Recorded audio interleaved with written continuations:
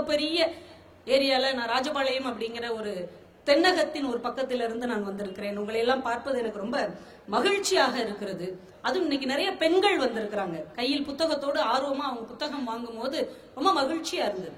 ஏன்னா பெண்கள் முன்னேறணும்னா என்ன செய்யணும் அப்படின்னு பெரியார்கிட்ட கேட்ட போது பெரியார் சொன்னார், பெண்கள் முன்னேறணும்னா நீங்க ஒண்ணும் பண்ண வேண்டாம், அவங்க கையில இருக்கிற கரண்டியை புடுங்கிட்டு ஒரு புஸ்தகத்தை கொடுத்துருங்க, பெண்கள் முன்னேறி விடுவார்கள் என்று சொன்னார்.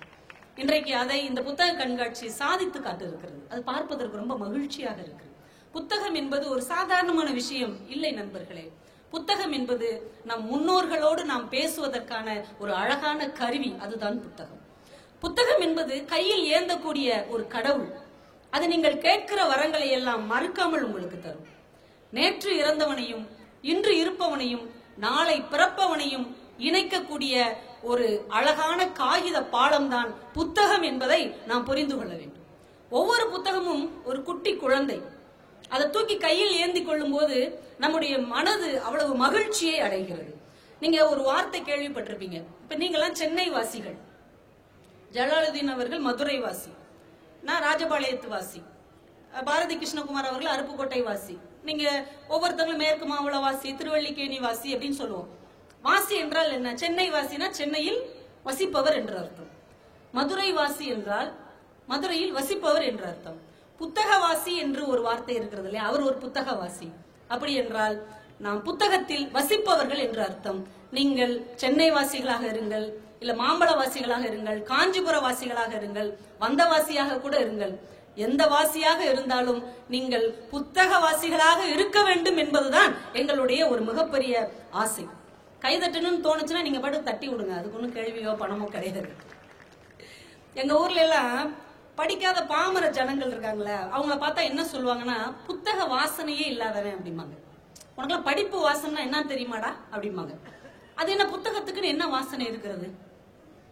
படிப்புக்குன்னு என்ன வாசம் இருக்கிறது? நீங்க ஒண்ணு கவனிச்சு பாத்தீங்களா? இந்த வாசனை என்பதும் வாசம் என்பதும் பூக்களோடு சம்பந்தப்பட்டது. பூக்களோடு சம்பந்தப்பட்ட ஒரு வாசனையை, பூக்களோடு சம்பந்தப்பட்ட ஒரு வாசத்தை ஏன் புத்தகத்தோடும் அறிவோடும் நான் சேர்த்து சொல்லுகிறோம்? இன்னைக்கு யோசித்திருக்கிறீங்களா? புத்தகத்துக்கு இன்னொரு பேர் கூட உண்டு தெரியுமா? எல்லாமே பூக்களின் பெயரா தான் இருக்கும். மலர் அப்படின்னு சொல்லுவோம். வாரமலர், மங்கையர் மலர், சிறுவர் மலர், தினமலர். ஒரு புத்தகத்தை நாம் மலர் என்று ஏன் சொல்லுகிறோம்? மலரின் ஒரு பாகமான இதழையும் நாம் புத்தகம்னு சொல்லுவோம் இல்லையா? போன வாரம் இதழ் படிச்சீங்களா? இந்த மாத இதழ் வந்துருச்சா? அடுத்த வாரம் சமஸ் அந்த இதழ்ல ஏதோ எழுதுறாராமே.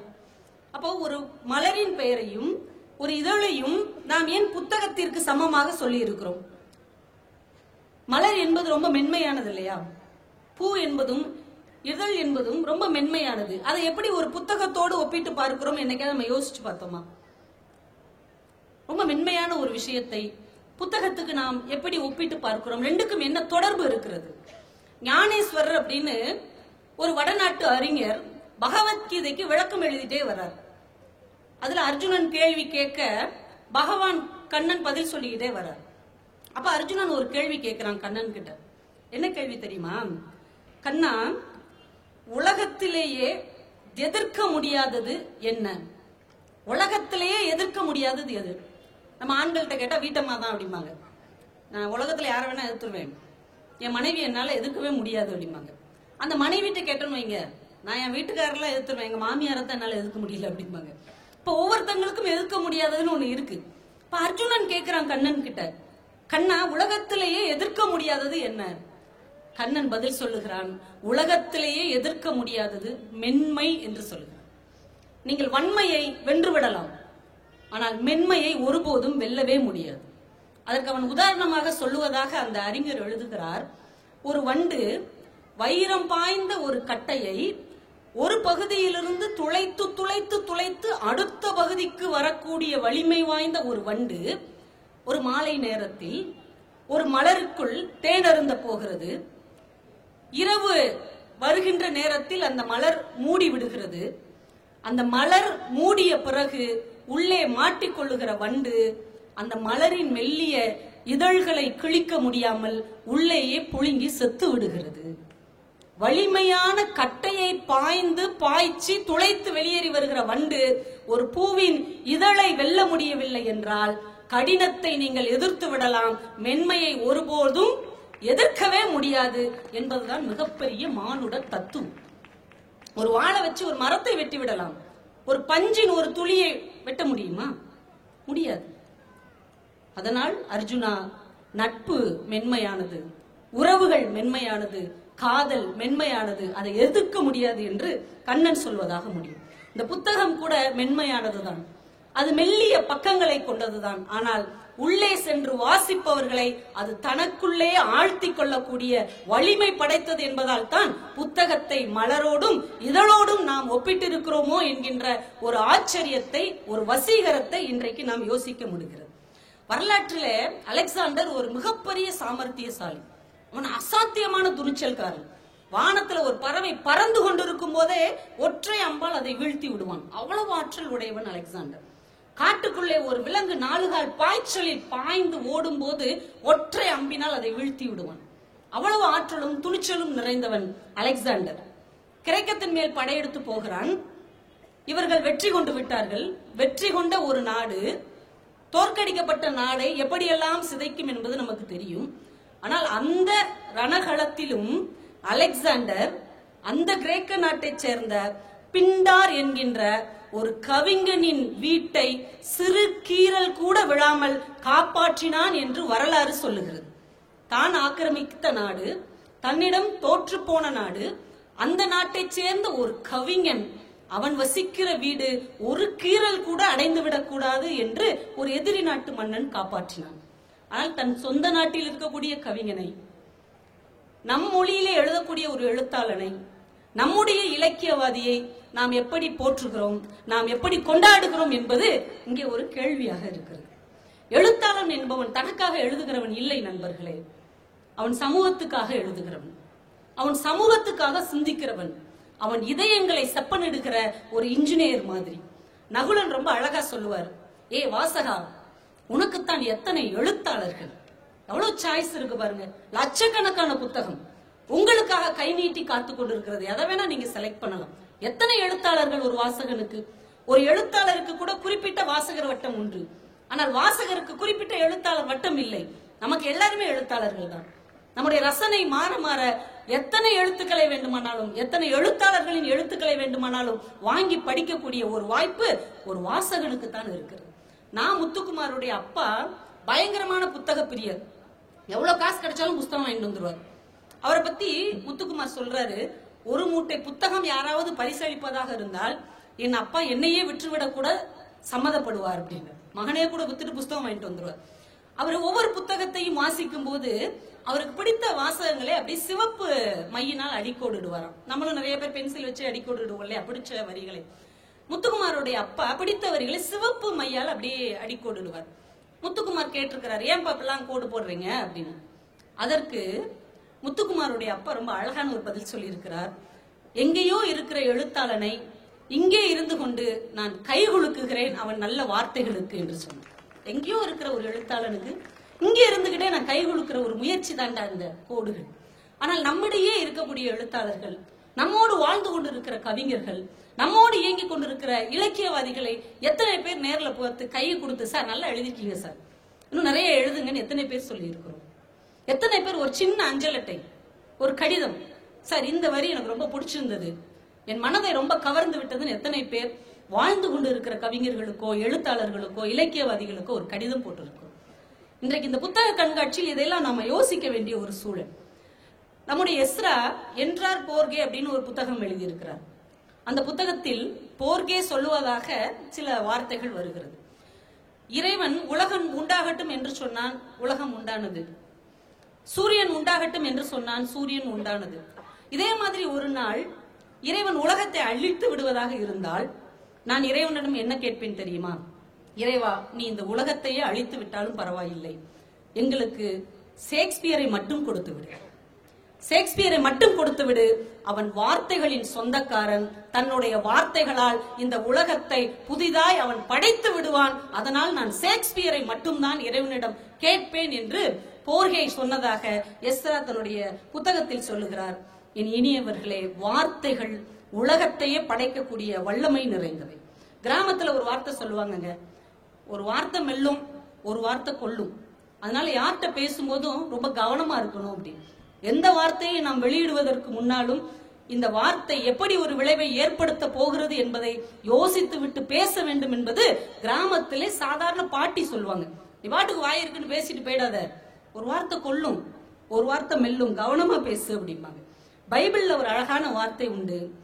ஆதியிலே வார்த்தை இருந்தது, அது தேவனிடத்தில் இருந்தது. ஆதியிலே வார்த்தை இருந்தது, அந்த வார்த்தை தேவனிடத்தில் இருந்தது, அந்த வார்த்தை தேவனாகவே இருந்தது என்று வரும். வார்த்தை என்பது இறைவனுக்கு சமமானது. நபிகள் ரொம்ப அழகா ஒரு வார்த்தை சொல்லுவார், நீங்கள் சொற்களை சங்கிலி தொடராகவும் பயன்படுத்தலாம், நீங்கள் சொற்களை கத்தரிக்கோளாகவும் பயன்படுத்தலாம். எனவே சொற்களை பயன்படுத்தும் போது கவனமாக இருங்கள் என்று நபிகள் பெருமான் நமக்கு சொல்லி இருக்கிற ஒரு மிகப்பெரிய வார்த்தை. ஏன்னா வார்த்தை வரமாகவும் மாறும், சாபமாகவும் மாறும். வார்த்தை தாங்க வாழ்க்கை. ஒரு அரசன் தன்னுடைய மகனை, வருங்கால இளவரசனை ஒரு குரு கிட்ட போய் பாடம் கத்துக்கிறதுக்கு அனுப்பினான். அவன் உடைவாள்லாம் மாட்டி ரொம்ப கம்பீரமா போனான் குரு கிட்ட போய் பாடம் படிக்கிறது. அவர் அப்பா உட்காரு அப்படின்னார். உடைவாளை கீழே வச்சுட்டு உட்கார்ந்தான். உடனே அவர் சொன்னார், முதல் நாள் பாடம் வார்த்தை தான் வாழ்க்கை, குறிச்சுக்கோ அப்படின்னார். அவன் சிரிச்சுட்டான். ஏண்டா சிரிக்கிற அப்படின்னார். உடனே அவன் சொன்னான், வார்த்தை எப்படி வாழ்க்கையாகும்? இப்ப நான் நெருப்புன்னு சொல்றேன், வாய் சுற்றுமா? ஐஸ்ன்னு சொன்னா வாய் ஜில்லுன்னு இருக்குமா? அது எப்படி வார்த்தை வாழ்க்கையாகும்? உன்னை கடுப்பாயிட்டார் குரு. அறிவு கெட்டவனே, மூடனே, முட்டாளே, சொன்னதை ஒழுங்காக கேள்னார். கோவமாயிட்டான். நம்ம அப்பாட்ட சம்பளம் வாங்குற ஒரு சாதாரண குரு நம்மளே இப்படி திட்டானேன்னு அந்த வாளை உருவி அவர் கழுத்துக்கிட்ட வச்சிட்டான். எங்க இன்னொரு தடவை என்ன முட்டாள்னு சொல்லு. உடனே அவர் ரொம்ப கண்களில் கருணையோடு, ரொம்ப இரக்கத்தோடு, நான் உன்னுடைய ஆசிரியன் இல்லையா? நான் உனக்கு பாடம் சொல்லுகிற குரு இல்லையா? என்னையே கொன்று விடுவாயா அப்படின்னாரு. அப்படி பயந்துட்டான். படக்குன்னு வாளை கீழே வச்சுட்டு, என்னை மன்னிச்சிருங்க, உங்களை போய் கொல்ல போயிட்டேன், நீங்க இப்ப பாடத்தை நடத்துங்க. உடனே அவர் சொன்னார், பாடம் முடிந்து விட்டதுன்னார். வார்த்தை தான் வாழ்க்கை. நான் முதலில் கோபமாக பேசிய போது நீ கோபமாக என்னை கொல்ல வந்தாய். நான் கருணையோடு பேசிய போது நீயும் கருணையோடு ஒரு கொலை எண்ணத்தையே விட்டு விட்டாய். வாழ்க்கை தான் வாழ்க்கை. முதல் நாள் பாடம் முடிந்து விட்டது என்று அந்த குரு சொன்னார். நம் பேசுகிற ஒவ்வொரு வார்த்தையும் நம் வாழ்க்கையின் ஒவ்வொரு அங்கமாக மாறுகிறது. அதனால் வார்த்தைகளில் எப்போதும் கவனமாக இருக்கு. லாசாரா தான் ரொம்ப நல்லா சொல்வார். ஒரு எழுத்துனா என்ன தெரியுமா? நெருப்புன்னு ஒரு எழுத்தாளன் எழுதுனா பொசுங்கிற வாடை வரணும்யா. நெருப்புன்னு ஒரு எழுத்தாளன் எழுதுனாம்னா அது பொசுங்கிற வாடை வரணுமா? அதான் எழுத்து. இல்லாட்டி அது எப்படி ஒரு எழுத்து ஆகும் அப்படிம்பார். பாரதி மந்திரம் போல் வேண்டுமடா சொல் இன்பம் அப்படின்னு சொல்லுவான். இந்த வார்த்தைகள் எவ்வளவு வலிமையாக நம் முன்னோர்கள் கையாண்டார்கள் அப்படின்னு பார்த்தா ரொம்ப ஆச்சரியமா இருக்கும். கலித்தொகையில ஒரு தலைவி தோழி கிட்ட பேசுறான். காதலன் ரொம்ப நாளா அவளை பார்க்க வரல. அந்த வருத்தத்தை அவ பகிர்ந்துக்கிறான். காதலன் பார்க்க வராம நான் ரொம்ப மெலிஞ்சி என்னுடைய அழகெல்லாம் குலைந்து போயிடுச்சு. இதுக்கு எவ்வளவோ வார்த்தைகளை சொல்லலாம் இல்லையா? ஆனா கலித்தொகையில் நம்முடைய தமிழ் கவிஞர்கள், புலவர்கள் எப்படி சிந்தித்து இருக்கிறார்கள், அவர்களுடைய உணர்வு எப்படி இருக்குங்கிறதுக்கு இந்த ஒரு பாட்டு போதுங்க. இந்த தலைவி தோழி கிட்ட சொல்றா, கரி பொய்த்தான் கீழிருந்த மரம் போல கவின் வாடி எரி பொத்தி என் நெஞ்சம் சுடுமாயின் என் செய்கோ அப்படிங்கிறான். அதாவது பொய் சாட்சி சொல்ற ஒருத்தன் ஒரு மரத்துக்கு கீழே வந்து நிக்கிறானா. பொய் சாட்சி சொல்ற ஒருத்தன் மரத்துக்கு கீழே வந்து நின்னா அந்த மரம் எப்படி வாடி போகுமோ அது போல தலைவனை பார்க்காமல் நான் வாடி போய்விட்டேன் என்று அந்த தலைவி சொல்லுகிறார். நீங்க சிந்தித்து பாருங்கள். ஒரு காலத்தில் தமிழன் வளர்த்த மரம் கூட உணர்ச்சியோடு இருந்திருக்கிறது, ரோசத்தோடு இருந்திருக்கிறது, மானத்தோடு இருந்திருக்கிறது. பொய் சாட்சி சொன்ன ஒருத்தன் தான் கீழே நின்னா வாடி போயிருதுங்க. அவ்வளவு உணர்வோடு தமிழனின் மரம் இருந்தது. தமிழன் தான் இன்றைக்கு மரத்து போய்விட்டானோ என்று ஒரு வருத்தம் நமக்கு வருகிறது. ஏன்னா நம்ம உணர்ச்சி இல்லாதவனை தான் மரம்னு சொல்லுவோம். ஏன்னா அப்படியே நின்றுட்டு இருக்க மரம் மாதிரி கையோ காலோ கொஞ்ச நேரம் உணர்ச்சி இல்லைன்னு வைங்க, கால் அப்படியே மரத்து போயிடுச்சு சொல்லுவோம்ல, இந்த கையை மட்டும் மரத்து போன மாதிரி இருக்குன்னு சொல்லுவோம். ஆனா உணர்ச்சியற்ற ஒரு மரம் கூட உணர்ச்சியோடு இருந்திருக்கிறது. உணர்ச்சி உள்ள மனிதர்கள் இன்றைக்கு எப்படி வாழ்ந்து கொண்டிருக்கிறோம் என்பதை இன்றைக்கு யோசித்து பார்க்க வேண்டும். இந்த வட்டார வழக்குன்னு ஒண்ணு இருக்குங்க.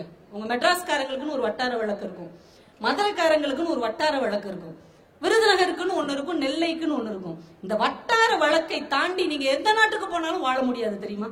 வட்டார வழக்கு எங்க இருந்தாலும் குபீர்னு ஓடி வந்துருவோம். வட்டார வழக்கு. நாங்க பள்ளிக்கூடம் படிக்கும் போதெல்லாம் ஹாஃப் டே லீவுலாம் சொல்ல மாட்டோம். இந்த சனிக்கிழமை அரை நாள் பள்ளிக்கூடம் வைப்பாங்கல்ல, இன்னைக்கு எங்களுக்கு அறப்பள்ளிக்கூடம் அப்படிம்போம். இன்னைக்கு எங்களுக்கு அறப்பள்ளிக்கூடம்டா அப்படின்ட்டு வெளியில ஓடி வருவோம். அன்றைக்கு அறப்பள்ளிக்கூடம் என்று சொல்லுவதில் இருந்த மகிழ்ச்சியும் உற்சாகமும் இன்றைக்கு ஆஃப் டே லீவ் என்று சொல்லுவதில் நிச்சயமாக இல்லவே இல்லை நண்பர்களே. அது ஒரு மகிழ்ச்சி, அது ஒரு குதூகலம். சிங்கப்பூருக்கு பேச போயிருந்த போது ஒரு பேச்சின் இடையில நான் 10ஆம் படிக்கும் போது அப்படின்னு சொல்லிட்டேன். எங்க ஊர் பக்கம் 10ஆம் வகுப்பு 8ஆம் வகுப்புன்னு சொல்ல மாட்டோம். நான் 1ஆம் படிக்கும் போது, நான் 3ஆம் படிக்கும் போது, 8ஆம் படிக்கும் போது அப்படி சேர்த்துதான் சொல்லுவோம். நான் 10ஆம் படிக்கும் போதுன்னு அந்த 1 மணி நேர பேச்சுல அது ஒரு செகண்ட்ல சொல்லிட்டேன். நான் முடிச்சு இறங்குற வரைக்கும் ஒரு அம்மா நின்றுட்டே இருந்தாங்க. இறங்கினோடனே என் கையை பிடிச்சிட்டு நீங்க விருதுநகரா அப்படின்னாங்க. எப்படி கண்டுபிடிச்சீங்க? 10ஆப்னு சொன்ன பத்தி அப்பதான் கண்டுபிடிச்சேன் அப்படின்னாங்க. சார், நம்ம ஊருக்குன்னு ஒரு வார்த்தை இருக்கிறது. நீங்கள் எத்தனை கடல் கடந்து எந்த நாட்டுக்கு போனாலும் நம் ஊரின் வார்த்தை வரும்போது நமக்குள்ளே பீறிட்டு வருகிற உணர்வு இருக்கிறது இல்லையா?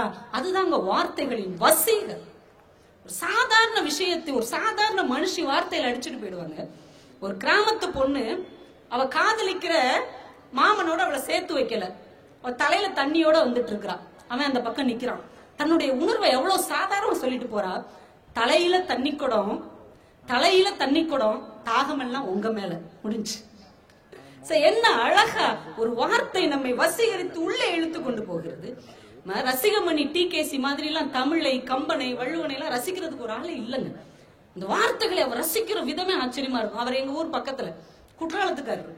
குற்றாலத்துல உட்காந்துக்கிட்டு அவர் சொல்வாராம், இந்த அருவியை எவனாவது நீர் வீழ்ச்சின்னு சொன்னா எனக்கு கொல்லணும் போல தோணுது பாரு. ஏன் அது என்ன நீர் வீழ்ச்சியா? அது நீரின் எழுச்சியடா என்று சொல்லுவார். அருவியை பார்த்து யாராவது நீர் வீழ்ச்சின்னு சொல்லுவாங்களா? அது எழுச்சி இல்லையாம்ப. வைரமுத்துன்னு அழகா சொல்வார், அருவி என்பது எழுந்து நிற்கும் நதி என்று சொல்வார். ஒரு விஷயத்தை ஒவ்வொருவரும் எப்படி பார்க்கிறார்கள்? காந்தியினுடைய சக பயணி ஒருத்தர் காக்கா காலேல்கர்னு அவருக்கு பேரு. அவர் புத்தகம் எழுதுகிற ஒரு எழுத்தாளர். அவர் ஒரு நாள் கர்நாடக மாநிலத்தில் இருக்கும்போது ஜோக் நீர்வீழ்ச்சி, ரொம்ப பெரிய நீர்வீழ்ச்சி, நீங்க பார்த்திருக்கிறீங்களா, பார்க்க வர்றீங்களாங்கிறார். உடனே காந்தி சொன்னார், அதை விட பெரிய நீர்வீழ்ச்சியை நான் பார்த்திருக்கேன். அப்படியா? ஆமா, உலகத்தின் மிகப்பெரிய நீர்வீழ்ச்சியை நான் பார்த்திருக்கிறேன். அவருக்கு ரொம்ப ஆச்சரியம். அது என்ன நீர்வீழ்ச்சி, எப்ப பாத்தீங்க? அவர் சிரித்து கொண்டே சொன்னார், உலகத்தின் மிகப்பெரிய நீர்வீழ்ச்சியை நான் பார்த்திருக்கிறேன், அது வானத்தில் இருந்து பெய்யும் மழை என்று காந்தி பதில் சொல்லியிருக்கிறார். எவ்வளவு அழகான வார்த்தை, சொல்ல ஆடல். அந்த வார்த்தைகள் நம் மனசுக்குள்ளே தங்கி கொண்டு இனிமே என்னைக்கு அருவியை பார்க்கும் போதும் பாருங்க அந்த வார்த்தை நமக்குள்ள நின்றுட்டே இருக்கும். அதே மாதிரி சிலது நம்ம சொல்லுகிற ஒரு வார்த்தை இன்னொருத்தட்ட போகும்போது அது மாறி போயிடும். டிகேசியே சொல்லுவாரு, குற்றால குறவஞ்சின்னு சொல்றதுல உள்ள ஒரு வசீகரம் திருக்குற்றால குறவஞ்சின்னு சொன்னா வரலையா அப்படிம்பாரு. குற்றால குறவஞ்சின்னு சொல்லும் போது நெஞ்சுக்கு நெருக்கமா இருக்கு. திருக்குற்றால குறவஞ்சி, இப்ப பாரதி கிருஷ்ணகுமார் சொன்னா எங்களுக்கு நெருக்கமா இருக்கும். திரு பாரதி கிருஷ்ணகுமார் அப்படின்னா யாரோ மாதிரி இருக்கு. அப்போ அந்த மரியாதை கொடுக்கும் போது கூட அவங்க நம்மளை விட்டு தள்ளி போயிடுறாங்க இல்லையா? அந்த சென்னைக்காரங்கிட்ட ரொம்ப பிடிச்சது அதான். 82 வயசு தாத்தாவா இருக்கும், 10 வயசு பையனா பெருசு, நான் இங்க நின்று இருக்கிறவா குந்து வீட்டுல கொண்டு போய் விடுறேன் அப்படிமா. என்னடா அந்த பையன் மரியாதையே இல்லாம பேசுறேன், எங்க ஊர்ல அப்படி பேசினா செவிட்டு கட்டி அரைஞ்சிருவாங்க, செவிட்டி விடுவேன் அப்படிமாங்க. ஆனா இந்த சென்னையிலே அன்பின் அடையாளம் மரியாதை குறைவாக இருக்கிறது. அப்ப அந்த வார்த்தை நமக்குள்ள எப்படி வசீகரமாக இருக்கிறது பாருங்க. குற்றால குறவஞ்சியில அந்த பெண்ணை வர்ணிக்கும் போது திரிகுட ராசப்ப கவிராயர் ஒரு வார்த்தை சொல்லுவாருங்க, கரும்பு போல் இனித்து மருந்து போல் வடித்த சொல்லினாள் அப்படிம்பார். கரும்பு போல் இனித்து மருந்து போல் வடித்த சொல்லினாள். ஒரு இனிப்பு அதிகமா சாப்பிட்டோம்னா அது சுகர் ப்ராப்ளம் ஆயிடும். ஆனா சாப்பிட்ட இனிப்பே அதுக்கு மருந்தா இருந்தா சுகர் ஃப்ரீ மாத்திரை மாதிரி அது இனிப்பு தான். ஆனா அது அதனால் ஏற்படுகிற நோய்க்கு அதுவே மருந்தாக இருந்தா, கரும்பு போல் இனித்து மருந்து போல் வடித்த சொல்லினால் என்கின்ற ஒரு அழகை வேற யார் காட்ட முடியும்?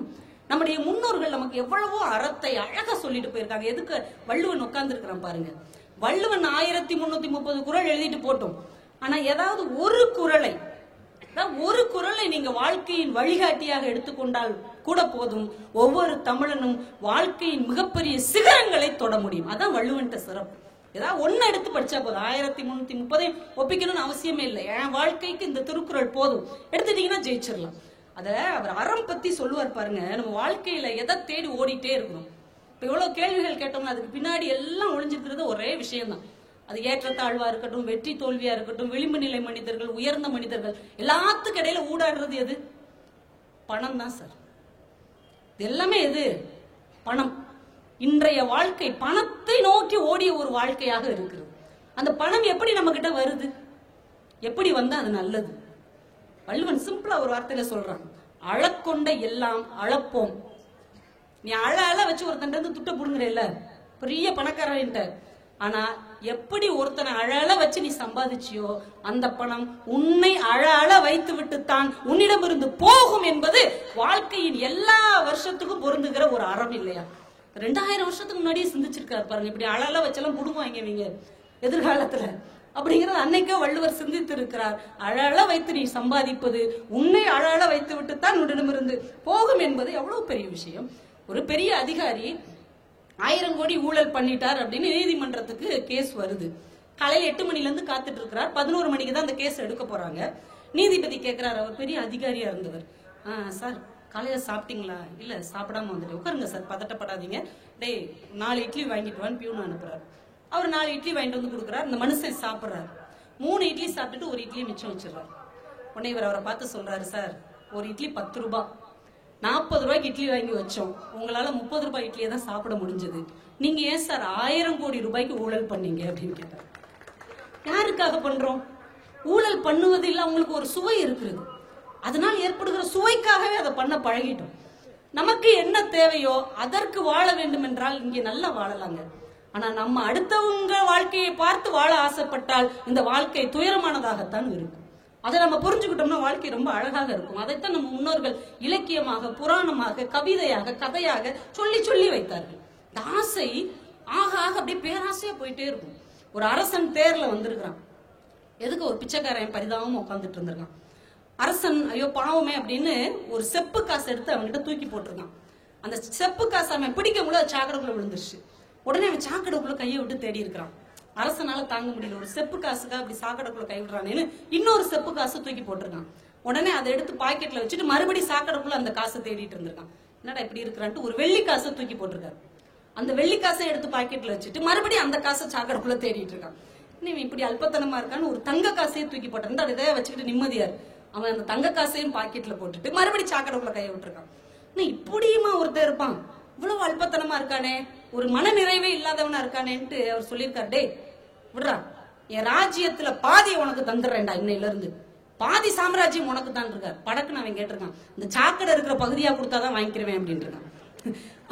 மனித மனசு நிறைவு அடையவே அடையாத அளவுக்கு ஏன் ஒரு பக்கமாக போய்கொண்டே இருக்கிறது? அவரவர் இயல்பில் ஏன் வாழ நாம் மறுக்கிறோம்? ஆனா அந்த காலத்து புலவர்கள், கவிஞர்கள் எவ்வளவு அழகான ஒரு இயல்பான ஒரு எளிமையான வாழ்க்கையை வாழ்ந்திருக்கிறார்கள் பார்த்தா ரொம்ப ஆச்சரியமா இருக்கு. ஔவையார்னு ஒரு பெண்பார் புலவர்கள். நம்ம தமிழகத்திலே இந்த ஔவையாரை விட்டு நம்மளை பிரிக்கவே முடியாது. நம்ம ஆனாவனா படிக்கும் போது ஆண் அம்மாவை படிப்போம், அவ்வளவு முடியும் போது ஔவையாரத்தான் படிப்போம். நம்ம ஆனாவனா படிக்கும் போதே சந்தித்த 2 பெண்கள், ஒன்னு அம்மா, இன்னொன்னு ஔவையார் தான். அவ்வளவு நம் நெஞ்சுக்கு நெருக்கமானவர்கள் ஔவையார். இந்த ஔவையாரு ஒரு ஹேண்ட்பேக் போட்டிருப்பாங்க. தமிழ்நாட்டிலே முத ஹேண்ட்பேக் போட்ட லேடி அவங்க தான். ஒரு பெரிய துணிப்பையை தான் போட்டுட்டு கிளம்புவாங்க. எங்கேயாவது பாடி பரிசு பெறுவதற்காக போறாங்க.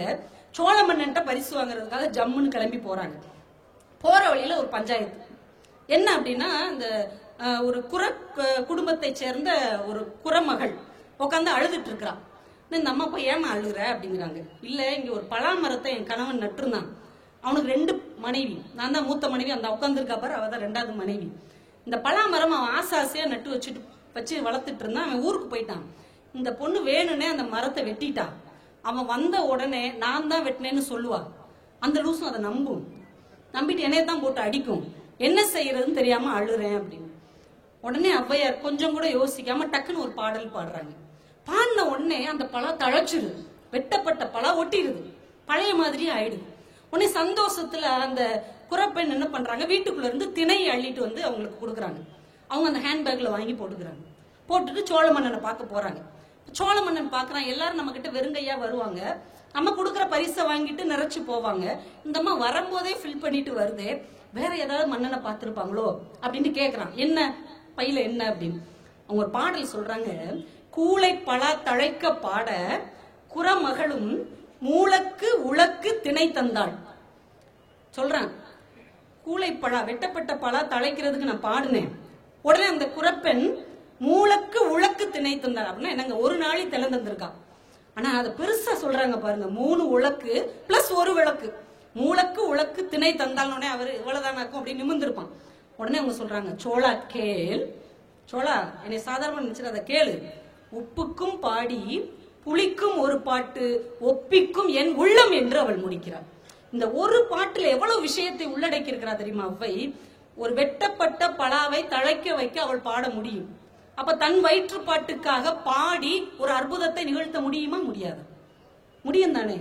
ஆனால் தனக்காக ஒரு அற்புதத்தை படைத்துக் கொள்ளாமல் சமூகத்துக்காகத்தான் ஒரு கவிஞன் வாழ வேண்டும் என்பதை அன்றைக்கு அவை நமக்கு உணர்த்தி இருக்கிறார். அது மட்டும் இல்ல, சோழா உனக்காக மட்டும் நான் பாடுவேன் நினைக்காத, அந்த குறப்பெண் கொடுக்கிற திணை மாவுக்காகவும் நான் பாடுவேன்.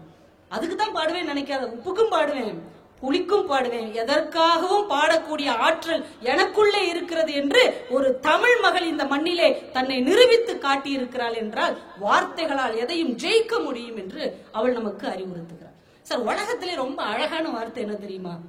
அன்புதான். அன்பை விட ஒரு அழகான வார்த்தையை நீங்கள் இந்த உலகத்திலே பார்க்க முடியுமா? சைவத்துல ஒரு 2 வார்த்தை உண்டுங்க. சிவன் அப்படின்னு ஒரு வார்த்தை, சிவம் அப்படின்னு ஒரு வார்த்தை. நம்ம ரெண்டுமே ஒண்ணு நினைச்சிட்டு இருக்கோம். ரெண்டுமே வேற. சிவன் வேற, சிவம் வேற. சிவன் என்பது இறைவன், சிவம் என்பது இறைநிலை. எல்லோரும் இறைவனாக முடியாது, ஆனால் கொஞ்சம் முயற்சி செய்தால் எல்லோரும் இறைநிலையை அடைய முடியும் என்பதற்காகத்தான் சிவன் ஒரு வார்த்தை, சிவம் ஒரு வார்த்தையாக வைத்தார்கள். அதனால திருப்பூலர் அன்பே சிவம்னு சொன்னார். அன்பே சிவன் அப்படின்னு சொல்ல, சிவமாக நீங்கள் வேண்டும் என்றால் அன்பை உங்கள் கைகளில் ஏந்தி கொள்ளுங்கள், நீங்களும் இறைநிலையை அடைய முடியும் என்று சொன்ன மண் இந்த மண். இறைவன் எப்படி கொடுப்பான்? நபிகள் நாயகத்துடைய வாழ்க்கையில ஒரு கதை வருது. நபிகள் நாயகம் சீடர்களோட உட்கார்ந்து இருக்கிறார். ஒருத்தர் ஒரு கூட நிறைய பேரிச்சம்பழம் கொண்டு வந்து கொடுக்கிறார்.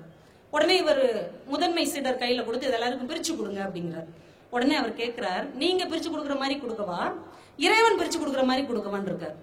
உடனே இவர் யோசிச்சுட்டு நான் பிரிச்சு கொடுக்குற மாதிரியே கொடுங்கன்ட்டார். உடனே இவர் எல்லாருக்கும் சமமா பிரிச்சு கொடுத்துட்டு கூடையை கவுத்தி வச்சிட்டார். மறுநாள் இன்னொருத்தர் ஏதோ ஒரு பழங்கள் கொண்டு வந்து கொடுக்கிறார். எல்லாருக்கும் பிரிச்சு கொடுப்பாங்கிறார். நீங்க பிரிச்சு கொடுக்குற மாதிரி கொடுக்கவா, இறைவன் கொடுக்குற மாதிரி கொடுக்கவா? நான் கொடுக்குற மாதிரியே கொடு. இப்ப சீடர்களுக்கெல்லாம் ஒரு கேள்வி, இறைவன் கொடுக்குற மாதிரி கொடுத்தா எப்படி கொடுப்பாங்க? அதனால இறைவன் கொடுக்குற மாதிரியே கொடுக்க சொல்லுங்களேன் அப்படின்னாங்க. சரி, எல்லாம் ஆசைப்படுறாங்க, இறைவன் கொடுக்குற மாதிரியே கொடுத்துருன்ட்டார். உடனே இவர் என்ன பண்ணாரு, ஒருத்தருக்கு நிறைய, ஒருத்தருக்கு கொஞ்சம் குறையா, ஒரு 2 பேருக்கு ஒண்ணுமே இல்ல, இப்படி ஏற்றத்தாழ்வா பிரிச்சு கூட கவுத்தி வச்சிட்டாரு. இது ஒண்ணுமே கிடைக்க பெறாதவங்க வேகமா நபிகள்கிட்ட வந்து என்ன இருந்தாலும் இப்படி பண்ணிவிட்டாரு, உங்களுக்கு ஒண்ணுமே கொடுக்காம ஏமாத்திட்டாரு, கேட்டா இறைவன் கொடுத்த மாதிரி கொடுத்தேன்னு சொல்றாரு. உடனே நபிகள் ஒரு அழகான பதில் சொன்னார், இறைவன் கொடுத்தால் இப்படித்தான் கொடுப்பான், நான் கொடுப்பதாக இருந்தால் ஒவ்வொருவருக்கும் சமமாக கொடுப்பேன், இறைவன் கொடுப்பது இப்படித்தான் இருக்கும். ஏன் தெரியுமா? நிறைய கிடைக்கப்பட்டவர்கள் ஒன்றுமே கிடைக்காதவர்களுக்கு பகிர்ந்து கொடுக்க வேண்டும் என்பது இறைவனுடைய விருப்பம், நீங்கள் அதை செய்தீர்களா அப்படின்னு. இறைவன் ஏன் ஏற்றத்தாழ்வாக கொடுக்கிறான்? இவன் கரெக்டா பங்கு பிரிக்கிறான், நான் பாக்குறதுக்காக இறைவன் அப்படி கொடுக்கிறான். அப்ப நமக்குள்ள இருக்கக்கூடிய அன்பை, நேசத்தை இல்லாதவர்களுக்கு பகிர்ந்து கொடுப்பதுதான் உண்மையாக இறைவனை அறிந்து கொள்வதற்கான ஒரு அடையாளம் என்பதை நாம் புரிந்து கொள்ள வேண்டும். நிறைய விஷயம் இருக்குதுங்க. சங்க இலக்கியத்துல ஒரு காட்சி வருது. போர்க்களத்துல இறந்து போன வீரர்கள் கிடப்பாங்க இல்லையா, அவங்கள ஒரு கழுகு கொத்தி கொத்தி அந்த குடலையெல்லாம் வெளியில இழுக்குது. இதுக்கு ஒரு ஊமை சொல்ற அந்த புலவன், அந்த இறந்த வீரனுடைய குடல்களை அது கொத்தி இழுப்பது எப்படி இருக்கிறது என்றால், வாக்கு பெட்டிகளை அதிகாரிகள் எடுத்து வந்து அதில் இருக்கக்கூடிய ஓலை சீட்டுகளை உருவுவது மாதிரி இருந்தது. இந்த ஊமை கூட ஒண்ணும் பெருசு இல்ல. ஆனா இது நமக்கு என்ன சொல்லுது? 2000 வருடங்களுக்கு முன்னே நம்முடைய தமிழ் மண்ணில் வாக்கு பெட்டிகள் இருந்திருக்கன, வாக்கு சீட்டுகள் இருந்திருக்கிறது. அப்படி ஒரு அரசாங்கத்தை தமிழன் நடத்தி இருக்கிறான். வாக்கு பெட்டி இருந்திருக்குது, வாக்கு சீட்டு இருந்திருக்குது. நல்ல வேளை 20 ரூபா நோட்டு மட்டும் இல்ல. அதை நினைச்சு சந்தோஷப்பட்டு வேண்டியது. ஒரு மாணவன் எழுதுவதாக ஒருத்தர் கவிதை எழுதினாரு, எத்தனையோ ஞானிகளை, எத்தனையோ மேதைகளை, எத்தனையோ அறிஞர்களை உருவாக்கி என்னுடைய பள்ளிக்கூடம் வாக்குச்சாவடியாக மாறிய பிறகு ஒரு உத்தமனை கூட உருவாக்க முடியாமல் உருக்குலைந்து போனது அப்படின்னு எழுதினார். இப்ப இன்னைக்கு நம்முடைய வாழ்க்கை சங்க காலத்தோடு ஒத்து பார்க்கும்போது எப்படி எல்லாம் மாறிக்கொண்டிருக்கிறது. நம்ம என்ன சொல்றோமோ அதை செய்யணும். அதுதான் அரசியல், அதுதான் ஆன்மீகம், அதுதான் நல்ல மனிதனுக்கு அது அழகு. அதான் கண்ணதாசன் சொல்லுவாங்க, ஒன்றே சொல்வார் ஒன்றே செய்வார், உள்ளத்தில் உள்ளது அமைதி. யார் மனசு அமைதியா இருக்கும்? சொல்றது ஒண்ணு செய்யறது ஒண்ணுன்னு இருக்கிறவர் இல்ல. என்ன சொல்றாரோ அதையே செய்கிறவருடைய உள்ளத்தில் தான் அமைதி இருக்கும். உள்ளொன்று வைத்து புறவொன்று பேசுவோர் உறவு களவாமை வேண்டும் என்று வள்ளலார் அதைத்தான் சொன்னார். வார்த்தைக்கும் வாழ்க்கைக்கும் வித்தியாசம் இல்லாமல் எவன் ஒருவன் வாழ்கிறானோ அந்த வாழ்க்கை அமைதியான நிம்மதியான வாழ்க்கை. ஏன்னா அந்த வார்த்தைக்கு அவ்வளவு வலிமை இருக்கு. ஜப்பான் சேர்ந்த ஒரு டாக்டர் மாசார் மோட்டோ அப்படிங்கிற ஒரு டாக்டர் ஒரு சின்ன ஆய்வு பண்ணார். தண்ணீருக்குள்ளே வார்த்தைகள் ஏதாவது தாக்கத்தை ஏற்படுத்துமா அப்படின்னு ஒரு ஆய்வு பண்ணார். ஒரு பேப்பர்ல நன்றி அப்படின்னு எழுதி ஒரு வாட்டர் பாட்டிலுக்குள்ள ஒட்டி அதுல தண்ணியை நிறைச்சி ஃப்ரீசருக்குள்ள வச்சுட்டு அது பனிக்கட்டி ஆன உடனே அதை எடுத்து வச்சு ஒரு பிரத்யேகமான நுண்ணோக்கியை வச்சு அதை ஆய்வு செஞ்சு பார்த்தா அந்த பனிக்கட்டி ஒரு அழகான வடிவமாக, அந்த பனிப்படிவம் ஒரு அழகான வடிவமாக தெரிஞ்சது அந்த நுண்ணோக்கியில பார்க்கும்போது. இன்னொரு வாட்டர் கேனை எடுத்து நீ ஒரு முட்டாள் அப்படின்னு எழுதி அந்த வாட்டர் பாட்டில ஒட்டி தண்ணி ஊத்தி அதையும் ஃப்ரீசருக்குள்ள வச்சிருக்கிறார். அது உறைந்த பிறகு அந்த நுண்ணோக்கியின் மூலமாக பார்த்திருக்கிறார். அந்த நீர்ப்படிகம் வடிகமற்று கலங்கி காணல் நீர் மாதிரி அலைபாய்ந்து இருப்பதை அவர் ஆய்விலே நிரூபித்திருக்கிறார். என்றால் தண்ணீர் கூட வார்த்தையின் வலிமையை அறிவதாக இருக்கிறது. நாம் என்றைக்கு வார்த்தையின் வலிமையை புரிந்து கொள்ள போகிறோம் என்பதுதான் இங்கே கேள்வி. ஏன்னா பிள்ளைகள்கிட்ட நாம பேசும்போது நல்ல வார்த்தைகளை, நேர்மறையான வார்த்தைகளை பேச வேண்டும். 2 அம்மா ரோட்ல பிள்ளைங்களை கூட்டு போனாங்க. தெருவுல ஒரு துப்புரவு தொழிலாளி தெருவை கூட்டிக்கிட்டு இருந்தார். ஒரு அம்மா சொல்றாங்க மகன்கிட்ட, நீ ஒழுங்கா படிக்கலன்னு இந்த மாதிரி தான் வேலைக்கு போவ அப்படின்னாங்க. அந்த அம்மா சொன்னாங்க, நீ நல்லா படிச்சு நல்ல உத்தியோகத்துக்கு வந்தேன்னா இவங்களுடைய வாழ்க்கையிலே ஒரு விடியலை உன்னால் ஏற்படுத்த முடியும் என்று சொன்னார்கள். 2 பேரும் ஒரே காட்சியை தான் பார்த்தார்கள். ஆனால் தன் பிள்ளைகளுக்கு எதை நாம் கொடுக்கிறோம் என்பது நம் கையில் இருக்கிறது. நல்ல வார்த்தைகளை கொடுத்தால் அவர்கள் நல்ல மனிதர்களாக வளருவார்கள் என்பது வாழ்க்கையிலே மிகச் சிறப்பான ஒரு விஷயம். வீட்டுல கூட பாருங்களேன், ஐயோங்கிறது ஒரு வார்த்தை தாங்க, ஐயங்கிறதும் ஒரே வார்த்தை. ஐ அப்பா வந்துட்டார் அப்படிங்கிறதுக்கும் ஐயோ அப்பா வந்துட்டாருங்கிறதுக்கும் வித்தியாசம் இருக்கு. ஐ அப்பா வந்துட்டாருன்னு சொன்னா நம்ம நல்ல அப்பா, ஐயோ அப்பா வந்துட்டாருன்னு சொன்னா நம்ம மோசமான அப்பா. அவ்வளவுதான். அந்த ஒரு வார்த்தையின் மூலமாக நாம் சிறந்த தகப்பனா இல்லையா என்பதை தெரிந்து கொள்ளலாம். நம்ம ஊர்ல எங்க நம்பர் 1ன்னு ஒரு வார்த்தை இருக்கு, 1ஆம் நம்பர்னு ஒரு வார்த்தை இருக்கு தெரியுமா? பாக்குறதுக்கு ஒரே மாதிரி தான் இருக்கும், ஆனா 2க்கும் வித்தியாசம் இருக்கு. அவர் தான் நம்பர் 1, விளையாட்டுல நம்பர் 1, படிப்புல நம்பர் 1, இலக்கியத்துல நம்பர் 1. அவன் தான் 1ஆம் நம்பர். அப்பனா என்ன அர்த்தம்? பொறுக்கித்தனம் பண்றதுல எல்லா சேட்டை பண்றதுலயும் அவன் 1ஆம் நம்பர்னு அர்த்தம். இப்ப நம்பர் 1 என்பதற்கும் 1ஆம் நம்பர் என்பதற்குமே வித்தியாசம் இருக்கிறது. நாம் 1ஆம் நம்பராக இருக்க போகிறோமா, நம்பர் 1ஆக இருக்க போகிறோமா என்பதும் நம்முடைய கைகளில் தான் இருக்கிறது. அந்த வார்த்தை தான் நம்முடைய வாழ்க்கையை பிரித்து காட்டுகிறது. புத்தர் தன் சீடர்கள்ட்ட சொன்னாரு, ஒரு மனிதன் ரொம்ப கவனமாக இருக்க வேண்டியது யாரிடம் தெரியுமா? அவனுடைய நாக்கிடம் தான் அவன் கவனமாக இருக்க வேண்டும். நம்ம வார்த்தைகளிடமும் நாக்கிடமும் ரொம்ப கவனமாக இருக்கும். கன்ஃபூசியஸ் அவருடைய சீடர்களை எல்லாம் கூட்டு ஒரு மலைப்பகுதிக்கு போனார். போற இடத்துல அவருக்கு ரொம்ப தாகமா இருந்தது. ஜூலு அப்படிங்கிற ஒரு சீடனை கூப்பிட்டு கொஞ்சம் தண்ணி எடுத்துட்டு வாப்பா அப்படின்னார். அவன் எங்கேயோ காட்டு பகுதியில தண்ணி தேட போன இடத்துல ஒரு புலி அவன்கிட்ட சண்டைக்கு வந்தது. உடனே அவன் ஓடி போய் அந்த புலியோடைய வாழை பிடிச்சு கரக்கரன்னு சுத்தி அதை கொன்னு அந்த வெற்றியை காமிக்கணுங்கிறதுக்காக புலியோடைய வாழை வேற கட் பண்ணி எடுத்துட்டு வந்து அவர்கிட்ட காமிச்சான், நான் ஒரு புலியை கொன்னுட்டேன் அப்படின்னு. அவர் அதை பார்த்துட்டு சொன்னாரு, ஒரு சிறந்த வீரன் புலியை தலையை குறிவைத்துக் கொள்வான், ஒரு சராசரி வீரன் காதை பிடித்துக் கொள்வான், ஒரு மட்டமான வீரன் தான் அதை வாளை பிடித்துக் கொள்வான் அப்படின்னார். கடுப்பாயிட்டான். ஒரு பாறை எடுத்துட்டு அவர் தலைமையில போட்டு கொல்ல போனான். அப்பயும் அவர் தயங்காம சொன்னார், ஒரு சிறந்த மனிதன் இன்னொரு மனிதனை பேனாவால் கொள்வான், ஒரு சராசரி மனிதன் இன்னொரு மனிதனை நாக்கால் கொள்வான், ஒரு மட்டமான மனிதன் தான் இன்னொரு மனிதனை பாறாங்கல்லால் கொள்வான் அப்படின்னார். அவன் கள்ள தூக்கி போட்டுட்டு போயிட்டான். அப்போ நம்முடைய நாக்கு, நம்முடைய வார்த்தை எதை பிரதிபலிக்கிறதோ அதை வைத்துத்தான் நம்முடைய எதிர்காலம் இருக்கிறது என்கின்ற காரணத்தினால் நாம் ரொம்ப கவனமாக இருக்க வேண்டியவர்களாக இருக்கிறோம். உலகத்திலே ரொம்ப அழகான வார்த்தை அன்பு. உலகத்திலே அழகான கவிதை என்ன தெரியுமா? உயிருள்ள கவிதை. அது குழந்தைகள் தான். அதான் தாகூர் விருது வாங்க போகும்போது ஒரு குழந்தை சிரித்து கொண்டிருந்தது. எல்லாரும் அமைதியார் அமைதியாருன்னாங்க. இப்ப தாகூர் சொன்னார், அந்த குழந்தைய ஒண்ணுமே சொல்லாதீங்க, ஒரு குழந்தையின் சிரிப்பை போல ஒரு அழகான கவிதையை என்னால் ஒருபோதும் எழுதிவிட முடியாது, அது சிரிக்கட்டும் என்று சொன்னார். குழந்தைகள் இருக்கிற வீடு எவ்வளவு அழகாக இருக்கிறது. குழந்தைகள் வாழும் உலகம் எவ்வளவு இனிமையான ஒரு உலகம். அவங்க எவ்வளவு வெள்ளந்தியா இருக்கிறாங்க. எங்க வீட்டுக்கு பக்கத்து வீட்டு பாப்பா அடிக்கடி விளையாட வரும். ஒரு நாள் ரொம்ப அழகான கவுன் போட்டிருந்தது. நான் கேட்டேன், பாப்பா கவுன் அழகா இருக்கே, பொங்கலுக்கு எடுத்ததா அப்படின்னு. இல்ல எனக்கு எடுத்தது அப்படின்னு. எவ்வளவு அப்பாவித்தனமான ஒரு பதில், சிந்திக்கவே முடியாது. அதே பாப்பா நேத்து எங்க வீட்டுக்கு வந்திருந்தது, ஒரு பாக்ஸ் நிறைய எதையோ கொண்டு வந்தது. வந்துட்டு சொன்னது, ஆன்டி இதுக்குள்ள எத்தனை சாக்லேட் இருக்குன்னு கண்டுபிடிங்க பாப்போம் அப்படின்னா. கண்டுபிடிச்சா நீ என்ன தருவ அப்படின்னு பதிலுக்கு சொன்னா, இதுக்குள்ள எத்தனை சாக்லேட் இருக்குன்னு நீங்க கரெக்டா கண்டுபிடிச்சீங்கன்னா இதுல இருக்கிற 15 சாக்லேட்டையும் உங்களுக்கே தந்துடுறேன் அப்படின்னு. எவ்வளவு வெள்ளந்தியாக பரிசுத்தமாக இந்த குழந்தைகள் இருக்கிறார்கள். ஆனா அதே பரிசுத்தமான உலகத்தை நாம் அவர்களுக்கு கொடுத்திருக்கிறோமா? நீங்க ஒரு கணம் யோசித்து பாருங்கள். உங்கள் குழந்தை உங்கள் கைகளில் தவழ்ந்த அந்த கணம், ஒரு கடவுளே கையில வந்து தவழ்ந்த மாதிரி இருந்தது இல்லையா? ஒரு ரோஜா பூ தவழ்வது மாதிரி, எந்த ஒரு கள்ளமும் இல்லாமல், ஜாதி இல்லாமல், மதம் இல்லாமல், எந்த ஒரு மன ஆச்சரியங்களும் இல்லாமல் எவ்வளவு பியூரா இருந்தாங்க அந்த குழந்தைகள். மழை நீர் மாதிரி, கடவுளின் துகள் மாதிரி இருந்தாங்க. ஆனா இன்னைக்கு அந்த குழந்தைகள் வளர வளர அவர்கள் எப்படியெல்லாம் மாறி இருக்கிறார்கள். அவர்கள் மாறி இருக்கிறார்களா? அவர்களை நாம் வார்த்தைகளின் மூலம் மாற்றி இருக்கிறோமா என்பதுதான் இங்கே கேள்வி. அழகாக பரிசுத்தமாக வந்த பிள்ளைகளை நம் வார்த்தைகளை வைத்து வைத்தே நாம் அவர்களை மாற்றி கொண்டிருக்கிறோம். இனியவர்களே, என்னுடைய சக பேச்சாளர் ஒருத்தர் அவருக்கு நடந்த சம்பவத்தை ரொம்ப நகைச்சுவையா சொன்னார். அவருக்கு ரொம்ப நாளா ஜிப்பா போட்டுக்கணும்னு ஆசை. உடனே ஒரு கடைக்காரர்கிட்ட போய் கடையில ஜிப்பாவுக்கு துணி எடுத்துட்டு வந்து கடைக்காரர்கிட்ட தைக்க கொடுத்துருக்கிறார். அவர் அளவு பார்த்துட்டு சொல்லியிருக்கிறார், உங்க அளவுக்கு இந்த ஜிப்பா தைக்க முடியாதுன்னு திருப்பி கொடுத்துட்டார். எங்க கடைக்காரன்ட்ட கேட்டுதாங்க எடுத்தேன், இல்லங்க தைக்க முடியாதுங்க அப்படின்ட்டார். ரொம்ப நொந்து போய் போற வழியில இன்னொரு டெய்லர் இருந்திருக்கிறார் பக்கத்து தெருவுல. அவர்கிட்ட போய் கொடுத்தேங்க, இதுல எனக்கு ஜிப்பா தைக்க முடியுமான்னு இருக்காரு. அவர் அளந்து பார்த்துட்டு, அழகா தைக்கலாம் சார், சூப்பரா தைச்சிடலாம், 5 நாள் கழிச்சு வாங்கன்னு இருக்காரு. இவர் ரொம்ப ஆச்சரியம், அவர் முடியாதுன்னாரு, இவர் முடியுன்றாருன்ட்டு 5 நாள் கழிச்சு போயிருக்கிறாரு. ஜிப்பா தச்சிட்டார். போட்டு பார்த்தா இவருக்கு கரெக்டாகவும் இருந்திருக்குது. நல்லா தச்சிருக்கீங்களா சார்னு சொல்லும் போதே அந்த டெய்லருடைய மகன், ரொம்ப குட்டி பையன் ஓடியாந்துருக்கான். இவர் போட்டிருக்க அதே துணியில அவன் ஒரு குட்டி ஜப்பா போட்டிருக்கான், அவன் ஒரு குட்டி ஜிப்பா போட்டிருக்கான். ஏன்னா மிச்ச துணியில அவனுக்கு தச்சு கொடுத்துருக்காரு. உடனே இவர் பார்த்தோன்னே ஓடுறான்னு விரட்டிருக்காரு.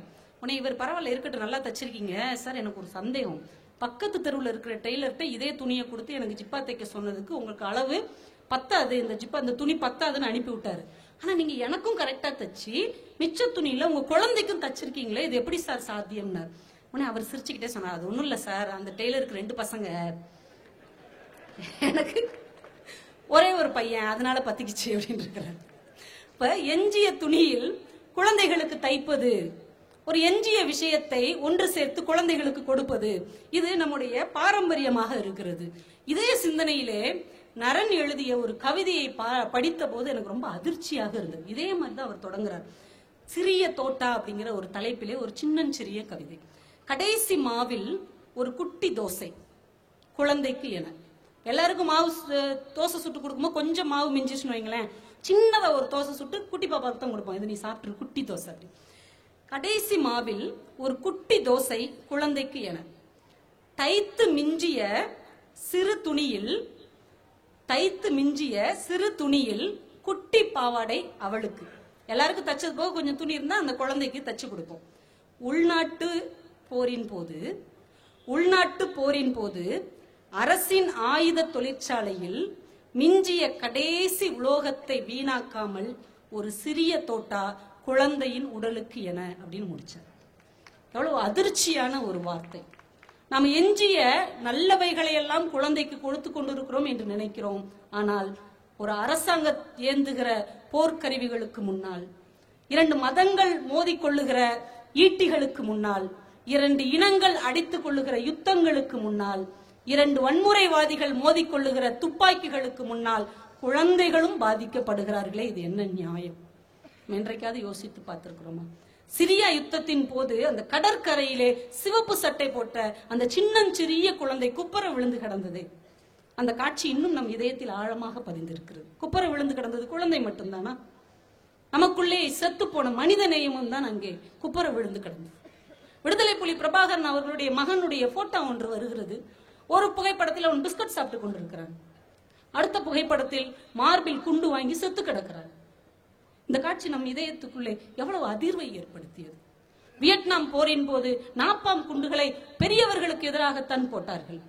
ஆனால் உடம்பில் ஆடையே இல்லாமல் ஒரு 9 வயது சிறுமி ஓ என்று அலறிக்கொண்டு ஓடி வந்த அந்த புகைப்படம் இன்னும் நம் இதயத்திற்குள்ளே எவ்வளவு ஆழமாக ஊடுருவி இருக்கிறது. ஒரு யுத்தத்தில் பாதிக்கப்பட்ட ஒரு குடும்பத்தை பேட்டி எடுக்க ஒரு நிருபர் போயிருக்கிறார். குடும்பத்தை பேட்டி எடுக்கும் போது போட்டோ எடுக்கிறதுக்காக கேமராவை உயர்த்தி இருக்கிறார். 2 வயது குழந்தை படக்கென்று எழுந்து 2 கைகளையும் உயர்த்தி இருக்கிறார். அவன் துப்பாக்கியை தூக்கிட்டானோ என்கின்ற பதட்டத்தில் கேமராவை பார்த்து கூட அந்த குழந்தை பயப்படுகிறது என்றால், எந்த கள்ளமும் இல்லாத, எந்த மதமும் தெரியாத, எந்த ஜாதியும் இல்லாம, எந்த நாடும் அறியாத ஒரு குழந்தை கூட பெரியவர்கள் ஏந்துகிற ஆயுதங்களுக்கு முன்னால் ஏன் பயப்படுகிறார்கள்? ஏன் பதுங்குகிறார்கள்? ஏன் அஞ்சுகிறார்கள்? இப்படி ஒரு உலகத்தை தான் நாம் இன்றைக்கு நம் பிள்ளைகளுக்கு கொடுத்து விட்டு போகிறோமா என்கின்ற கேள்வியை மட்டும் நீங்கள் முன்வைத்தீர்கள் என்றால், இனி வரப்போகிற தலைமுறைக்கான நல்ல வார்த்தைகளை மட்டுமே நாம் தேடி தேடி அவர்களுக்கு கொடுப்போம் என்கின்ற முடிவை இன்றைக்கு நாம் எடுக்க வேண்டும். ஏன்னா வார்த்தைகள் விதைகளாக இருக்கின்றன. இந்த விதைகளை திறந்து பார்த்தால் அதற்குள் காடுகள் ஒளிந்திருக்கின்றன என்று சுகுமாரன் சொன்னார். நல்ல விதைகளை நாம் அடுத்த தலைமுறைக்கு கொடுக்க வேண்டும். நல்ல வார்த்தைகளை அடுத்த தலைமுறைக்கு நாம் வழங்க வேண்டும். ஒரு ஓவியம் வரைந்த உடனே ஒரு சுவர் உயிர் பெற்று விடும், பார்த்திருக்கீங்களா? ஒரு வெறுமனே ஒரு சுவர் இருக்கும், அதுல ஒரு ஓவியத்தை வரைந்தவுடன் அந்த சுவர் உயிர் பெற்று வருகிற மாதிரி நல்ல சிந்தனைகளால், நல்ல வார்த்தைகளால் உங்கள் பிள்ளைகளின் இதயங்களை செழுமையடைய செய்யுங்கள். இந்த புத்தக கண்காட்சியில் அதை நீங்கள் ஒரு உறுதிமொழியாக கைகளில் ஏந்தி கொள்ளுங்கள். மைக்கேல் ஒண்டாச்சி என்கின்ற ஒரு எழுத்தாளர் தன் புத்தகத்தில் ஒரு பூவை பற்றி குறிப்பிடுகிறார். தத்தூரா என்று ஒரு வெள்ளைப்பூ இருக்கிறது. அந்த வெள்ளைப்பூவை நாம் பறிக்கும் போது சிரித்து கொண்டே பறித்தால் நாம் அன்னைக்கு முழுக்க சிரிச்சுட்டே இருப்போம். அதை அழுது கொண்டே பறித்தால் அன்னைக்கு முழுக்க அழுது கொண்டே இருப்போம் என்று அந்த பூவை பற்றி அவர் சொன்னார். என் இனியவர்களே, புத்தகங்கள் அப்படி அல்ல. நீங்கள் எந்த சூழ்நிலையில் எங்கே எடுத்து புரட்டினாலும், எப்போது எடுத்து புரட்டினாலும் உங்களுக்குள்ளே அது மகிழ்ச்சியையும் மன நிறைவையும் எதிர்காலத்திற்கான நம்பிக்கையும் மட்டும்தான் தரும். அதுதான் நல்ல புத்தகம்.